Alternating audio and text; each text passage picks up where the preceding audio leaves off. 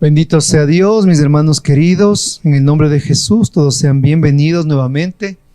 Vamos a abrir nuestras Biblias, la palabra del Señor, en San Lucas capítulo 8, versículo 26.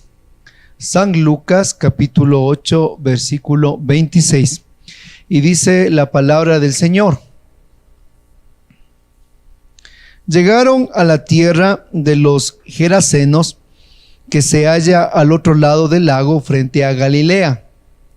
Acababa Jesús de desembarcar cuando vino a su encuentro un hombre de la ciudad que estaba poseído por demonios.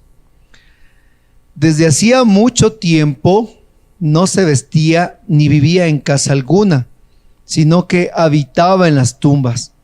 Al ver a Jesús, se puso a gritar y se echó a sus pies.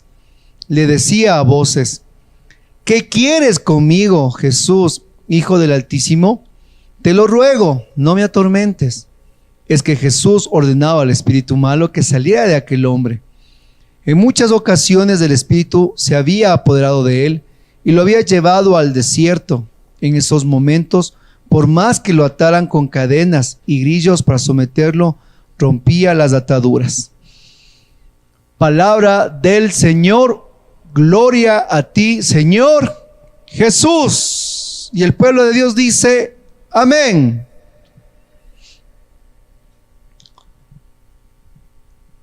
La palabra de Dios hoy inunde nuestros corazones, nuestras mentes y nuestras familias, y que, al igual que el Evangelio, donde llega Jesús, es expulsado el mal como el veneno en una herida.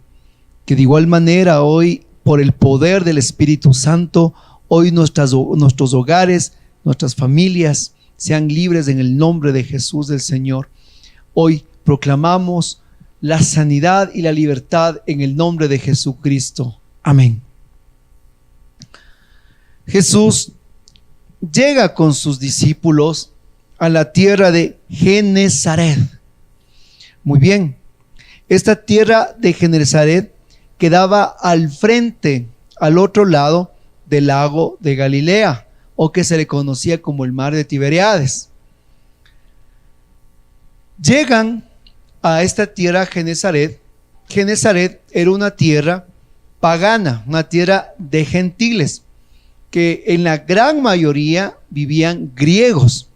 Y más aún, podemos mirar que vivían gentiles paganos o griegos en ese lugar, y que era bastante la gente que estaba allí en Genesaret, que no eran judíos sino paganos, porque miramos una peculiaridad, y es que en esa tierra habían los pastores de puercos. Para el judío, en los libros del Deuteronomio, los libros de la ley, en el Levítico, decía muy claramente que el judío no podía comer alimentos de carne de animales de doble pezuña. El judío se volvía impuro si comía ese tipo de animal. Más aún si pasaba al lado de un animal impuro, como estos de doble pezuña, entonces el judío tenía que vivir lo que era el rito de la purificación. Entonces, Jesús llega a un territorio netamente de gentiles, de paganos, de gente extranjera. Es la primera mención que hace cómo el Señor ya llega más allá de los confines de Israel para anunciar el reino de Dios, que es universal. Y aquí, en esta tierra en la que llega Jesús, empieza a suceder algo que es en sí el anuncio querigmático del Evangelio. Nos dice que al llegar a esta tierra de Genesaret, al otro lado del lago, acabando Jesús de desembarcar, cuando le sale a su encuentro un hombre de la ciudad que estaba poseído por demonios. Imagínense, yo me pongo ahí un poquito a imaginar. Estaban llegando de la tempestad en la cual fue calmada esa noche anterior, y Jesús la calmó. Estaban descendiendo, todos ellos todavía tal vez un poco mojados, cansados, El bote acababa pues de entrar en tierra, estaban los apóstoles, pues se bajaron a coger el bote y pues estaban desembarcando, y Jesús ni bien estaba pisando la tierra extranjera de Genesaret. En ese momento, ¡guau!, le sale por ahí el loco del barrio, ¿verdad? Ni bien Jesús pisó, porque así nos dice, acababa Jesús de desembarcar, ni bien pisó, ¡guau!, le sale a gritarles. Yo me imagino en ese momento el susto que se habrá pegado Pedro, Santiago, Juan, Bartolomé y los demás apóstoles. Han de haber quedado, pero así como más o menos está usted, ¿no?, desde el otro lado, y yo así con los ojos abiertos y asustados. ¡Ay, qué miedo! Y posiblemente ahí pues Pedro, todo el corpulento pescador, se asustó y se puso detrás de Jesús. ¡Qué miedo! Así se pusieron ellos asustados, ¿verdad? ¿Por qué? Porque la presencia de Dios, al llegar a tierra extranjera, el primero que se da cuenta que el reino de Dios se está extendiendo es el malo, el enemigo malo. El primero que se da cuenta que el reino de Dios empieza a llegar y que empieza a extinguir el mal en la tierra es el malo. Se da cuenta. Se le activan, como quien dice, pues todas las antenas parabólicas. Entonces sale en ese momento este hombre que estaba poseído, dice, por muchos demonios. Imagínense, porque así es. Cuando el reino de Dios va llegando a tu familia, cuando el reino de Dios va llegando a tu trabajo, cuando el reino de Dios va llegando pues a los amigos, y se va el reino de los cielos extendiendo y el reino de las tinieblas retrocediendo, entonces el malo se da cuenta y dice, no, me están quitando mi territorio, me están quitando, entonces mandémosle por ahí algo para que les asuste, algo para que se intimiden, algo para que pues se retrocedan, se suban al barco y se vayan de aquí. Muchas veces nos puede suceder eso en la familia. Llegan pues contentos hablando de la gloria de Dios, de la alabanza, y pues por ahí les sale alguien de la casa y dicen, ay no, dice, ya empezó mi mamá, ya empezó pues con esas cosas de la iglesia, no váyase por donde vino. Ni bien llega del grupo oración, ya empieza a tener la oposición. Tranquilo, mi hermano, porque nos va a decir San Pablo que nuestra lucha no es contra carne ni contra personas, sino contra huestes y potestades del mundo superior. Así que tenemos que entender que cuando nosotros tenemos oposición, cuando estamos con el evangelio de la vida llegando y encontramos esa oposición, es porque alguien, el malo, no quiere que el reino de Dios llegue a tu hogar. Así que tú no tienes por qué pelearte con tu familia. A lo contrario, sigue la técnica y los pasos de Jesús. Nos va a decir en el versículo 27, desde hace mucho tiempo, este hombre hace mucho tiempo va a tener 3 condiciones de las cuales el espíritu inmundo le arrastraba. El pecado, en pocas palabras.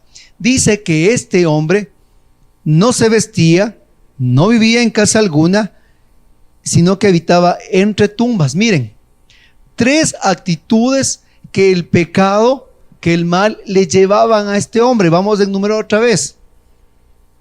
No se vestía, no vivía en casa alguna, sino entre tumbas. 3 actitudes concretas del pecado que quieren arrastrar a las personas en la humanidad, que quiere arrastrarte a ti, que quiere arrastrarte a mí. Y la primera es, no se vestía. O sea, para la Biblia, la desnudez es símbolo de pecado. Es como cuando Adán y Eva mordieron la manzana y lo primero que se dieron cuenta es su desnudez. No se dieron cuenta que son como dioses, sino su desnudez. Así nos va a decir también Apocalipsis, dice, vístete de tu desnudez. De esa manera, el espíritu malo quiere arrastrarnos nosotros vivir en esa desnudez. Ahora usted va a decir, pero ¿cómo? A ver, ¿cómo yo vivir en mi casa allá en mi familia, en las calles, sin ropa, no. Ahora hablamos de otra desnudez, una desnudez diferente. ¿Y cuál es esa desnudez? La desnudez que actualmente el mundo, la sociedad promulga es a través de todos aquellos pensamientos que a nosotros nos hacen creer que todo es normal. ¿Sí? Que todo es normal. Que antiguamente, en otros tiempos, pues eran las relaciones de hombre y mujer. No, ahora no son así. Ahora todo es normal, ahora todo es permitido, como quieran vivir, pues pueden vivir casados, pueden vivir unidos, pueden vivir hombre con mujer, tríos, cuartetos, cualquier cosa, todo es normal, todo es permitido. En pocas palabras, la gente vive en la sociedad, en el mundo así, desnudos, ya no les da ni vergüenza. El hombre deja a la esposa, se va con otra mujer, vive en adulterio, vive en pecado, vive desnudo, ya no le da ni vergüenza. Como dice la canción, ¿no es cierto? Que hable la gente, dice que hable. No importa, nuestro amor es el que importa. Entonces, a veces se vive desnudo en la sociedad, porque ahora todo el mundo dice, eso es normal. Y no es tan normal, hermanito querido, no es tan normal. Mi querido hermano que estás aquí en esta tu comunidad de oración, el mal nos quiere a nosotros arrastrar a la sociedad a vivir en una desnudez, o sea, nos quiere arrastrar a vivir a cada uno de nosotros en una vida en la que ya no importa el sentido moral o espiritual. Esa es la primera condición. La segunda condición dice, ni vivía en casa alguna. Imagínense, algo que el mal está ensañado por destruir es la casa, el hogar. Porque lo más parecido en la tierra a Dios es el matrimonio, es el hogar. Porque si miramos nosotros, la comunidad de amor es trinitaria, Padre, Hijo y Espíritu Santo. La familia también es modelo trinitario, esposo, esposa e hijos.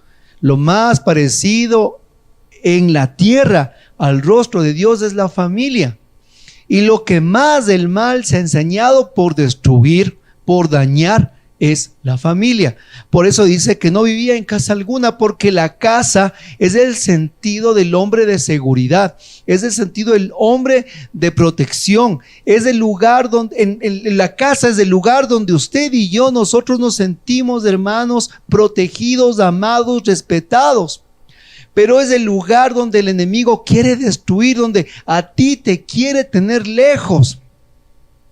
La mayor trampa que te puede poner en tu mente es que tú no necesitas de tu hogar, que tú no necesitas de tu familia, que tú no necesitas de tus padres, de tus hermanos, que tú puedes valerte solo.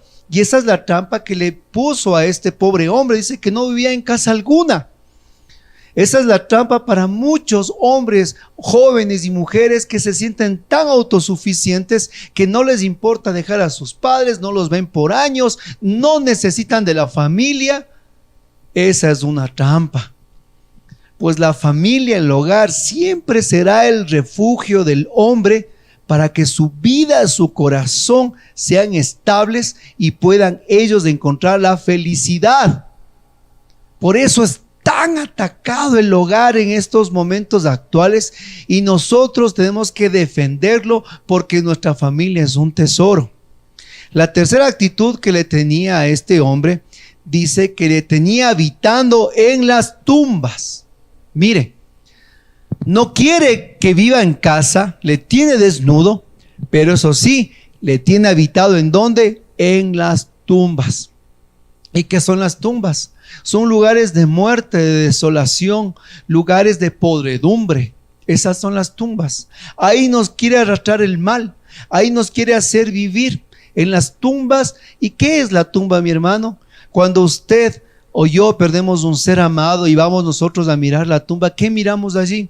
Recuerdos, dolor, angustia, pérdida, falta de aceptación, dolor por no haber hecho algo en vida, Y así nos quiere tener a nosotros del mal, frente a la tumba del pasado, frente a la tumba de las decisiones que no tomamos, frente a la tumba de los recuerdos de la vida, de lo que fuimos, de lo que no hicimos, parados en el cementerio de la vida, parados frente a una tumba, estáticos, allí viviendo nuestra amargura, nuestro dolor. Así nos quiere arrastrar el mal, a tenernos ahí viviendo en un cementerio entre tumbas, entre podredumbre, en un lugar en el que nadie quiere ir, ¿verdad? Usted no quiere hacer una fiesta en un cementerio.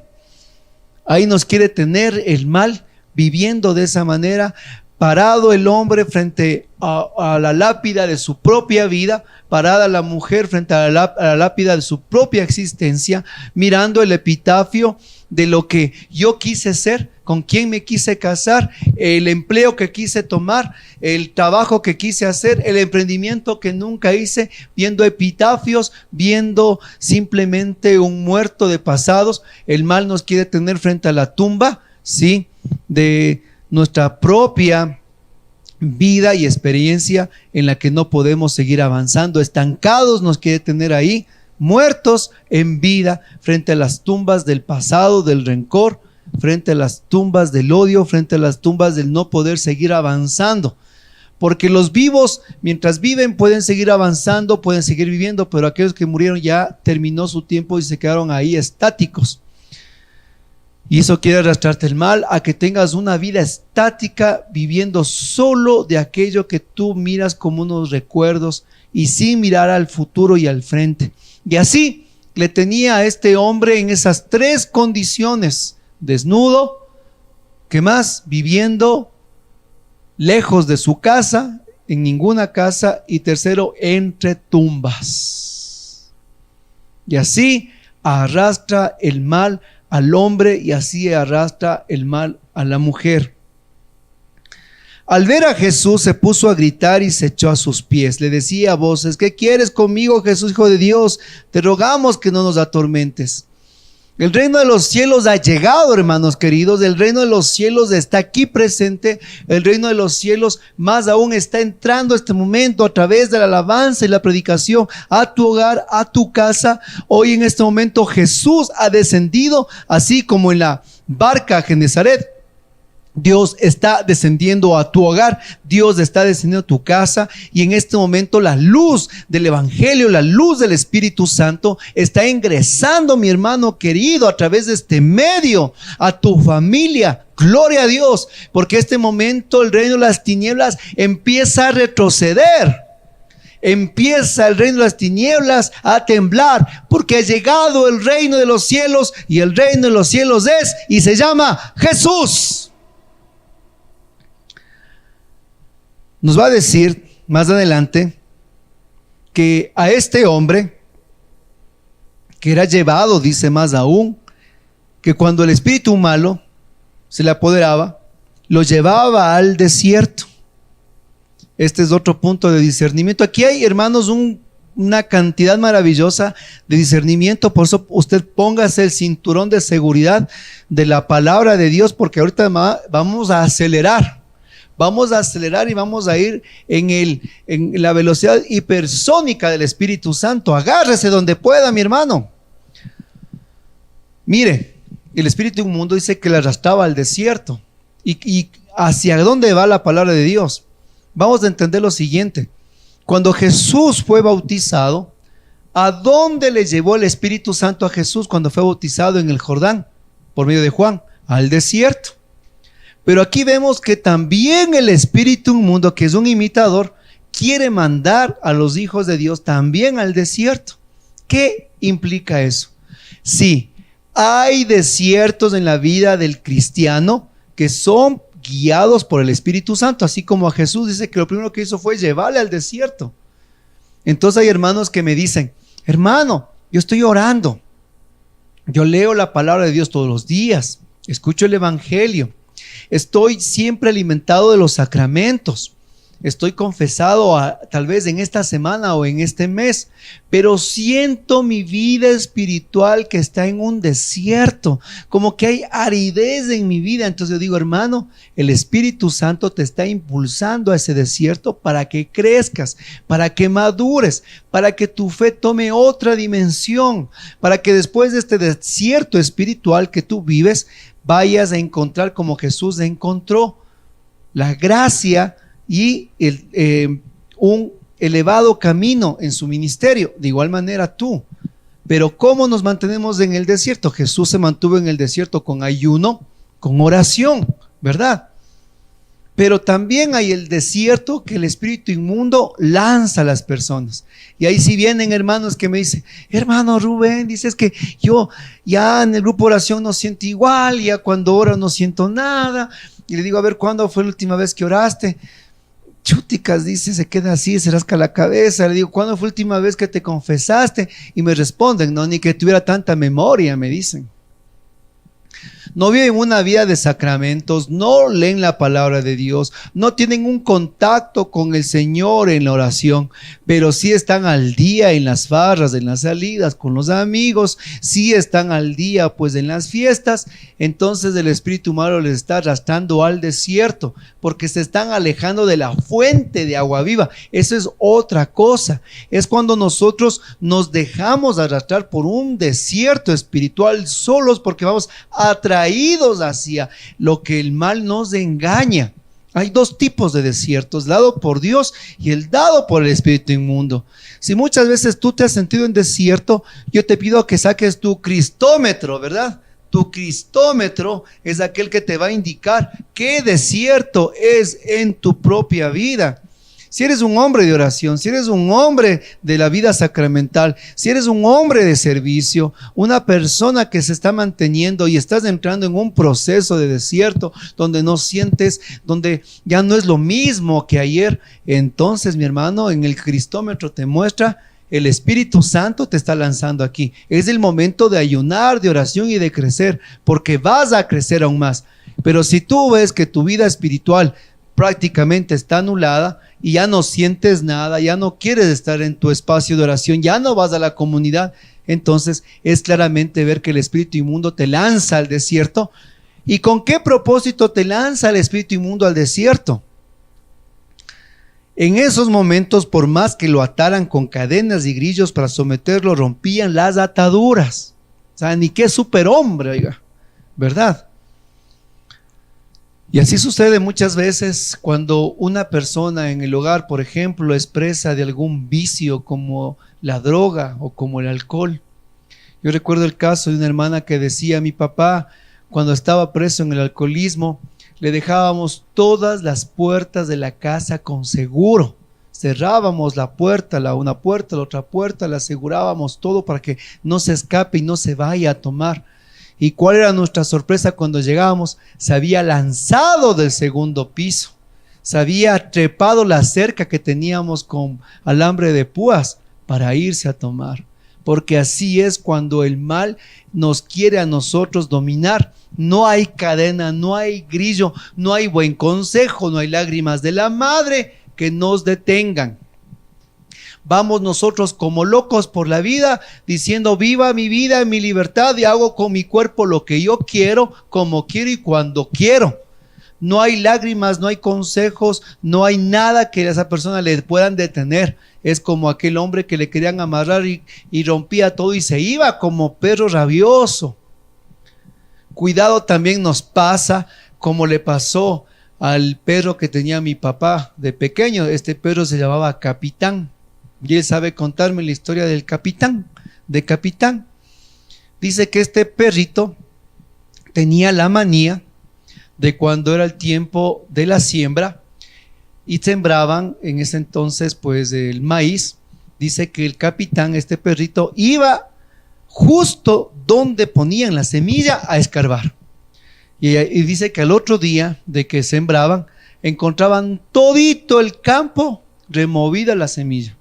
Entonces los papás, mis abuelos, tomaron una estrategia. Bueno, yo tengo orgullosamente, mis abuelos eran agricultores y mis padres también vivieron lo que fue la agricultura, y gracias a eso yo he nacido también comprendiendo mucho eso, y después en el Evangelio pues me ha permitido aún más poder entender la palabra de Dios gracias a la transmisión que también han dado ellos.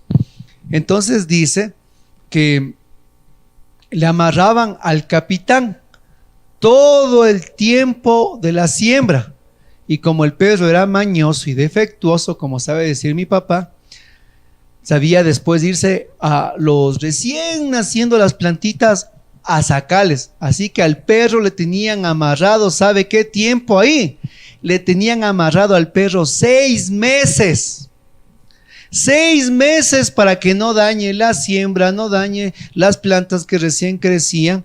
Y cuando ya llegaba el tiempo de la cosecha, dice que ahí sí iban al capitán a desamarrarle.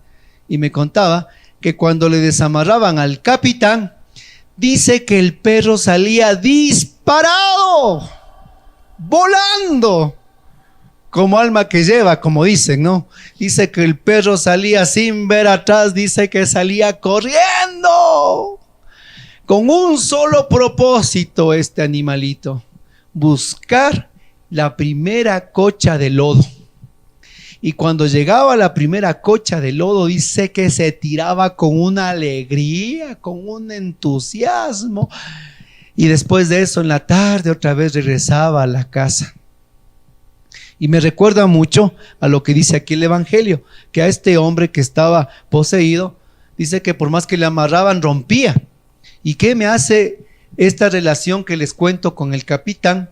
Es aquellos hombres o aquellas mujeres cuando se divorcian. ¿Qué sucede?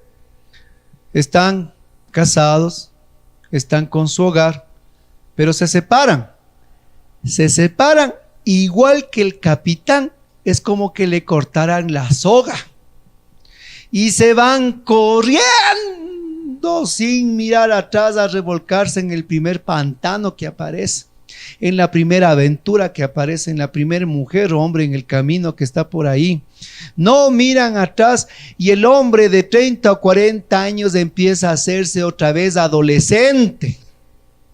El hombre que era maduro, el hombre que era cabeza de hogar, la mujer que era señora de la casa, se divorció y salen como el capitán, salen volando. No hay cadena, no hay grillo, no hay hijo, no hay mamá que le diga: mi hija, vea, deténgase, nada, yo me voy al baby shower, yo me voy a la fiesta, no sé, aquí no me espere nadie. Se fue. Porque es la falta de Dios en la vida, porque es la falta de Dios para que nosotros también nos midamos, para que también nosotros entendamos que no por más grillos o cadenas tenemos que nosotros quedarnos quietos, sino por el amor de Cristo el Señor en nuestras vidas. ¿Se da cuenta, mi hermano querido? Y así va sucediendo en la vida de cada una de las personas. Así que la próxima vez, recuerda la historia del capitán. Vaya a ser que tú y yo nos sintamos como el capitán y querramos ir corriendo sin ver atrás y ver el primer fango de lodo donde revolcarnos. Y así, mis hermanos queridos, vamos mirando en el Evangelio que Jesús le pregunta y dice que no era solo un espíritu inmundo que estaba en este hombre, sino una multitud. O sea que estaban muchos metidos ahí. Se da cuenta toda esa inmundicia. Pero vamos mirando el poder redentor de Jesucristo el Señor. Él quiere liberar a ese hombre. Jesús le importa a ese hombre, y su propósito, su principal propósito en los planes divinos que tenía el Señor en ese momento era liberar a ese hombre de esa multitud, de esa legión. Para que usted entienda y da la comparación de legión, hablamos de la legión de soldados romanos. Una legión de soldados romanos estaba compuesta alrededor de 10,000 soldados.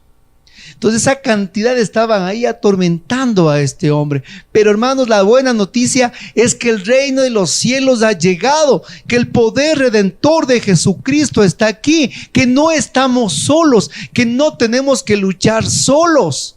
Hermanos, nosotros tenemos miedo, nosotros tenemos pues aversión y nosotros no sabemos qué hacer ante esa legión.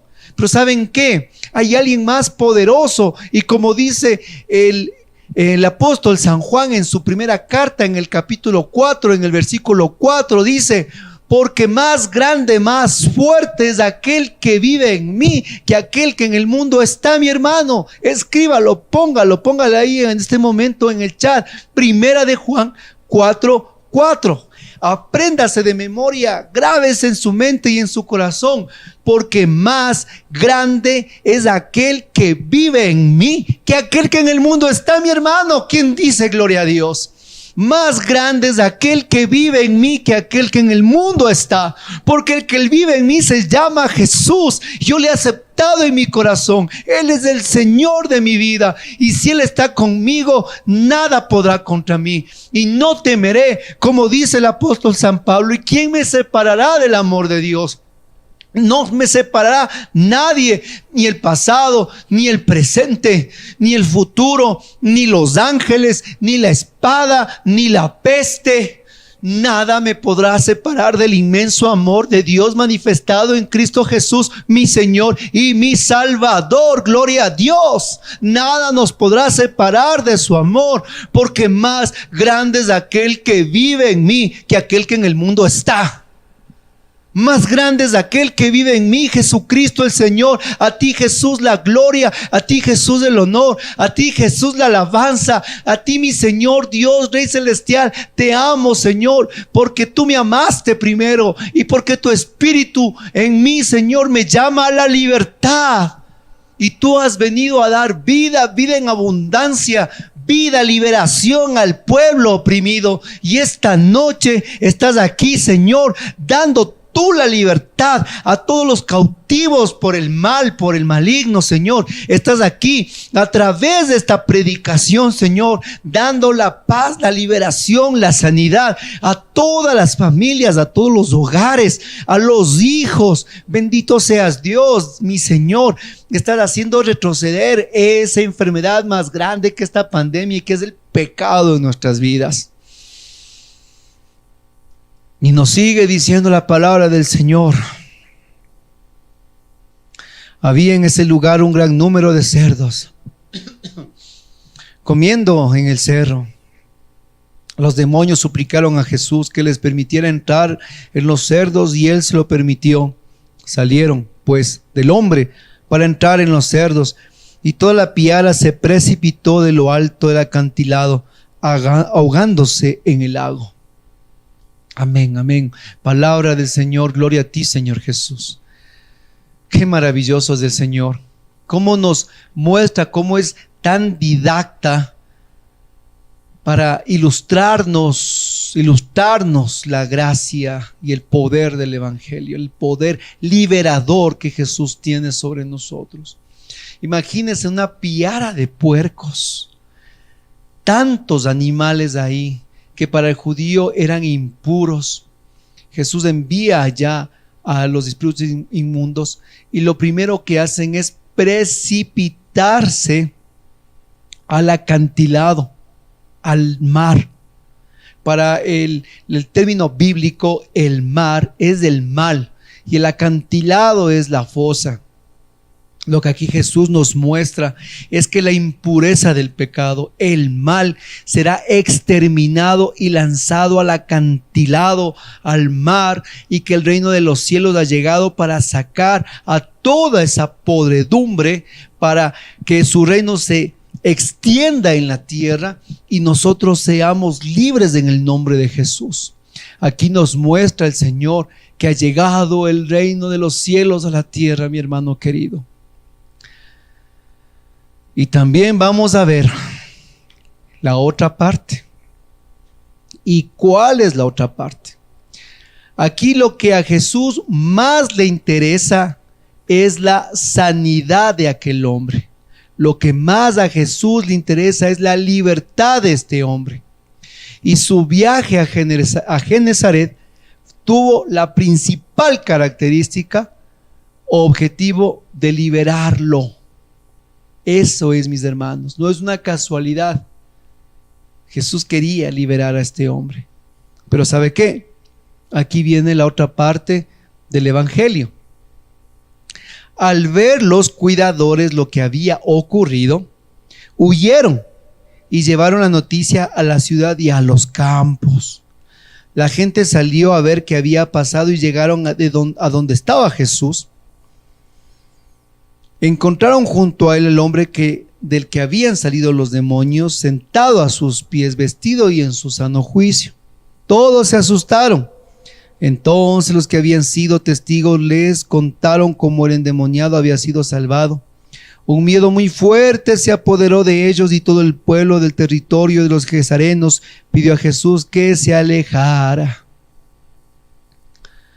Aquí vamos mirando la otra parte de la historia. Nuestro Señor Jesús lo que le importa es aquel hombre. Pero a los pastores de puercos lo que les importa son los chanchos. A lo que le importa es su mercancía. Entonces ellos miran cómo su producto es lanzado al acantilado. Y le piden los pastores y los habitantes, miren, los testigos, todos dice el pueblo del territorio. El pueblo, miren, todo el pueblo del territorio le pide de Genesaret, los gerasenos le pide a Jesús que se aleje. Es que me imagino, ¿no? Que salieron los pastores y la gente le dicen a Jesús, a ver, un ratito, Señor, un ratito, a ver, acabas de mandar toda una piara de puercos, más de 100 chanchos, acabas de mandar al acantilado por un loco, por el loco del pueblo. Y aquí en Genesaret, aquí en el pueblo, tenemos más de 50 locos. Entonces Jesús, tú por cada loco vas a mandar al acantilado a 100 chanchos. Entonces, a ver, Señor Jesús, le sacaron una calculadora y multiplicaron 100 por locos, y aquí hay más de 50 locos, y 100 chanchos por locos, aquí nos quedamos sin puercos. Piense Jesús que una piara de puercos son como 2,000 puercos, ¿no es cierto? 2,000 puercos, 2,000 cerditos, chanchitos, como quiera usted decirlo. 2,000, los 2,000 locos que es la piara por cada loco, imagínese, aquí nos quedamos sin chanchos. Saque Jesús la calculadora. Usted no toma en cuenta el tocino, no toma en cuenta lo que son pues el lomo, las orejas, el rabo. Usted no toma en cuenta toda la carne, la fritada, el hornado, la grasa, las tripas, las menudencias. O sea, por favor, Jesús, mire aquí por cada loco, tenga la bondad, por favor. O sea, no hay aquí, por favor, relación. La presencia de Jesús en esta tierra era simplemente para los comerciantes una pérdida. Mientras los comerciantes miraban una pérdida material, Jesús miraba la salvación del hombre. ¿Se da cuenta la contraoposición? A la gente no les importaba nada este hombre. Con tal de tenerle amarrado, con tal de tenerle ahí como loco deambulando por las tumbas, mientras sus puercos estén bien, mientras no se le tope el bolsillo, está bien. Pero llega Jesús y empieza a remover todo ese círculo, toda esa jerarquía, todo ese modos de vida de las personas. Entonces el evangelio no concuerda con las ganancias mercantiles de Genesaret. El evangelio y Jesucristo sobran allí porque les hace perder las ganancias del chicharrón, ¿verdad? ¿Y cuántas veces para los cristianos y para la gente moderna el evangelio es más una pérdida que una ganancia? Y le va a decir el Papa al hijo: ¿y vos qué haces ahí, ve, metido en la iglesia? allá te pagarán un sueldo, pues allá te darán a ti para que pagues el agua, la luz, el teléfono, el internet, el wifi, el Netflix. Te darán algo en el grupo de oración, en la parroquia, que pasas solo ahí metido. ¿Por qué? Porque los pastores de Genesaret miraban esto, mis hermanos, pero no miraban la salvación. ¿Cuántas veces nosotros nos portamos como los genesarenos? Preferimos que esté el loco ahí metido en sus vicios, pero no que vaya a liberarse a la iglesia. Preferimos que la vida de la persona esté en un desastre, porque cuando llega el evangelio empieza a haber orden en la casa. Entonces el reino de los cielos contraopone a nuestros negocios, y pues el hombre que tiene que hacer rectos sus negocios, hacer recto su trabajo frente a lo que Jesús nos pide, entonces aquel hombre o aquella mujer que tiene pues negocios chuecos, en ese momento se contrapone a lo que el Señor Jesús quiere, porque ese es el reino de los cielos. Contrapone a los criterios humanos y contrapone a la sociedad. Y pensemos nosotros cuántas veces hemos sido como los genesarenos. Somos nosotros muy devotos, somos nosotros muy religiosos, hasta que nos topan el bolsillo. Cuando nos topan el bolsillo es cuando saltamos como canguil en la paila. Qué lindo, dicen, qué maravilloso que los hermanos nos lleven a nosotros la predicación ahora a través del YouTube a nuestra casa. Qué lindo, dicen, qué bonito los hermanos. Pero cuando se pide la ofrenda, ¿saben qué? Muchas gracias, ya me voy nomás, estoy un poquito ocupado, hasta luego, ¿saben qué? Chao, chao. Nos portamos como los genesarenos. Así somos. Al rato que nos piden la ofrenda, hacemos un acto mágico y nos comenzamos a desconectar, mis hermanos. ¿Qué pasó? Aquí fueron los intereses económicos los que no permitieron que Jesús se quede. Y a veces nosotros, por nuestra falta de generosidad hacia los hermanos en la evangelización, entonces nos permite a nosotros que el Señor ingrese también y sea motivo de bendición. ¿Por qué les digo?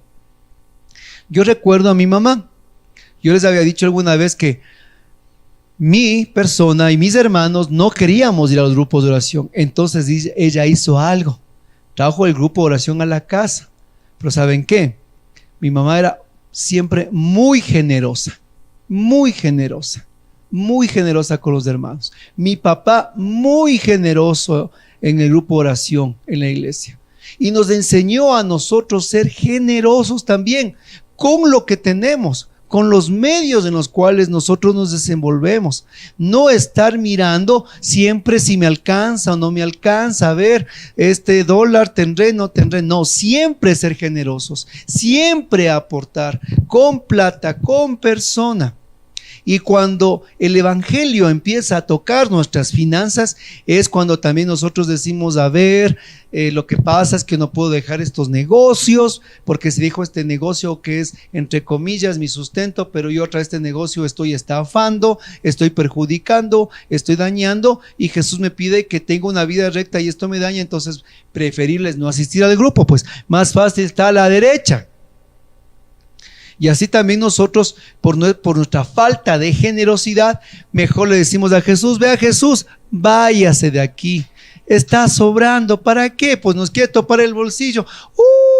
Dicen, ya empezaron a pedir los hermanos, dice, pero si la palabra de Dios es gratis, dice, sí, mi hermano, es gratis, pero el que producirle cuesta, pues. Y a veces en la parte económica es cuando nosotros, como los genesarenos, decimos, Señor, mejor váyase de aquí, mejor váyase, mejor bien estoy como estaba. Y así ellos le mandaron a Jesús de ahí, porque imagínense, todo el desperdicio de chicharrón, de carne, de menudencia, de oreja de puerco, de rabo, de pata y todo, se les fue las ganancias en un loco. Prefiero tenerle al loco ahí en su vida desquiciado, pero eso sí, no me topen mis chanchos. Cuidado, nosotros somos así en nuestra vida espiritual. Cuidado, somos así, que truncamos la obra de Dios cuando nos topan la generosidad. Cuidado, somos así nosotros cuando por la falta de generosidad dejamos que la obra de Dios tampoco continúe, tampoco la obra de Dios entre. Jesús quería entrar a Genesaret, pero fue esa falta de generosidad la que no permitió que pueda Jesús entrar allí. Jesús quiere ahora expandirse, entrar a más hogares. Quiere el Señor hacer más a través de estos medios. Pero estos medios tienen que ser sostenidos con los laicos. Nosotros somos laicos y sostenemos estos medios. Y a medida que nosotros somos generosos, se sigue extendiendo. Pero por nuestra falta de generosidad, muchas veces hasta ahí llegó. Jesús llegó hasta la orilla. Miren. Y vamos terminando solo con las 3 últimas actitudes de este hombre. Dice que encontraron a este hombre, encontraron junto a él al hombre del que habían salido los demonios, sentado a sus pies, vestido y en su sano juicio. ¡Wow! Es maravilloso. Aquí quiero que usted ponga la relación con los 2 textos. Dice que al principio, cuando estaba él todavía endemoniado, tenía también 3 características. Dice que estaba desnudo, no se vestía y estaba, ¿qué dice? Entre tumbas. Pero ahora que Jesús ya le sanó, ya le liberó, ahora en cambio tiene 3 vacunas contra esas 3 actitudes que el mal le tenían arrastrado, encadenado. Ahora Jesús le dio 3 cosas nuevas, 3 características de sanidad. Para cada cosa que el mal le arrastró, Jesús le vacuna y le da a cada una sanidad. Le encuentran al hombre. ¿Cómo lo encontraron? Primero, junto a él, dice, miren, a sus pies, vestido y en su sano juicio. Junto a Jesús, sentado a sus pies. ¿Qué significa eso? Jesús le convirtió en ese momento en su discípulo. Solo aquellos que iban a ser discípulos se les encontraba a los pies del maestro. Así le encontramos a María, la hermana menor de Lázaro, a los pies de Jesús, porque esa era la forma en la que eran aceptados como discípulos, sentados a los pies del maestro. Él instantáneamente se convirtió en un discípulo de Jesús, a sus pies, en una adoración total, en una adoración de amor, en una adoración en la cual ya no había más sentido que estar a los pies de Jesús, mi hermano. Qué maravilloso estar a los pies del amor de los amores, estar arrodillado frente al sagrario, adorándole al Señor, a los pies del Señor en la cruz, allí aprendiendo. Ahora este hombre estaba allí sentado a sus pies. ¡Qué maravilla! Él había encontrado su hogar, mientras el enemigo le tenía sin hogar, ahí botado. Ahora este hombre encontró en Jesús su hogar, su permanencia, su remanente, su fuente de vida a los pies de Jesús. Y este hombre ya no tiene más lugar ni más sitio que estar allí a los pies de Cristo adorándole. La segunda condición que tiene este hombre nos dice que estaba vestido. Esta es la segunda vacuna. Mientras el enemigo malo le tenía desnudo, Jesús lo primero que le da es la dignidad. Le vuelve a vestir, nos vuelve a vestir con vestiduras santas, nos viene a quitar esos harapos y nos quita la desnudez para darnos las vestiduras de los hijos de la luz, porque ahora somos revestidos de la gracia santificadora del Espíritu Santo, somos revestidos de la sangre preciosa de Jesucristo. Cristo. Se nos han quitado las ropas antiguas para ponernos las ropas nuevas, para ahora estar engalanados en las bodas del Cordero. Ya no estamos desnudos, ya no somos aquellos que andaban pues por la calle mirando su desnudez sin nada, sino que ahora estamos vestidos, estamos ahora de fiesta con las vestiduras nuevas. Y la tercera condición, el hombre estaba en su sano juicio. Ya no vivía entre tumbas, ahora dejó las tumbas atrás para ahora estar ¿qué? En sano juicio. Su mente se sanó en sano juicio. Dejó de ser el borracho, dejó de ser el drogadicto, dejó de ser el adúltero, dejó de ser el adicto a la pornografía, dejó de ser aquel que estaba adicto a los juegos, que derrochaba su dinero en los casinos, aquel hombre, aquella mujer que tenían dependencia a los fármacos. Ya dejó todo ese dolor, toda esa enfermedad, toda esa neurosis para ahora a los pies de la cruz, revestidos de las nuevas vestiduras, de estar en sano juicio, porque lo que el Señor nos da son estas tres gracias. A aquellos que nos libera, nos da la gracia de estar a sus pies, vestidos y en sano juicio, en un sano juicio para volver a retomar nuestras vidas, para ser miembros activos en la sociedad, para ser padres y mujeres modelos con nuestra familia, sano juicio para hacer los negocios rectamente, sano juicio para amar, sano juicio para nuestra sexualidad,